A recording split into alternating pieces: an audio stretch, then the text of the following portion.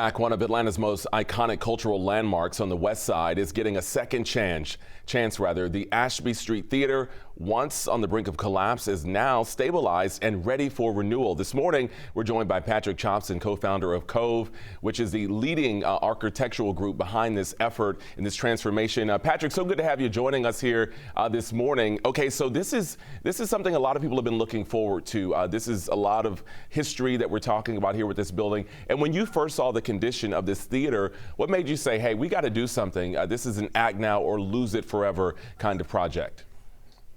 Yeah, I think like just being on the site and meeting one of the local residents there who talked about how he had gone and saw his first movie, which was, I think, King Kong, and he said he paid 10 cents to go in there and get snow cones.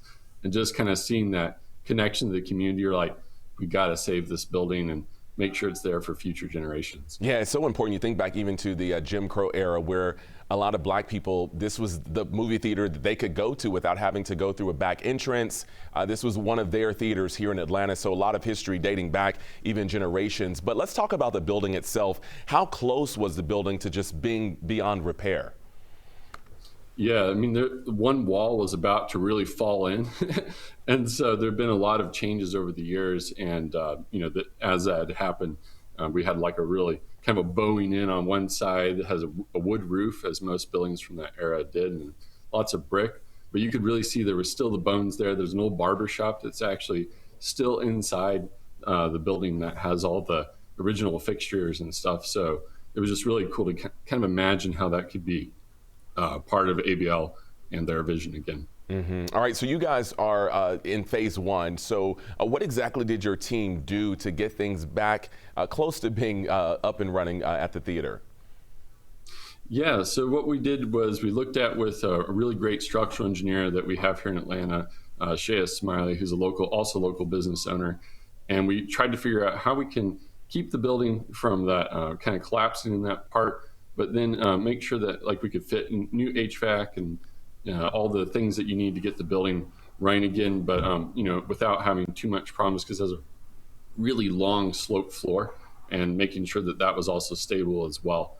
So it was just really exciting to do that. Yeah, we're looking at some of those pictures and renderings as well this morning as you're talking to us. I know there's always been a big effort, at least recently, to revitalize the West Side, not just the theater, but that community in general.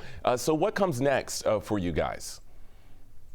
Yeah, so I think what we're looking at is ABL is actually looking to add on to their current headquarters and connect that building together so that we can actually have events for the community inside that building again, and really connect it to everyone who has lived there, gone to school nearby there.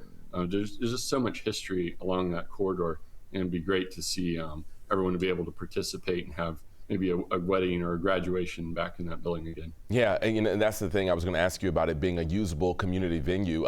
Any timeline for when things will get closer to completion and we could see that?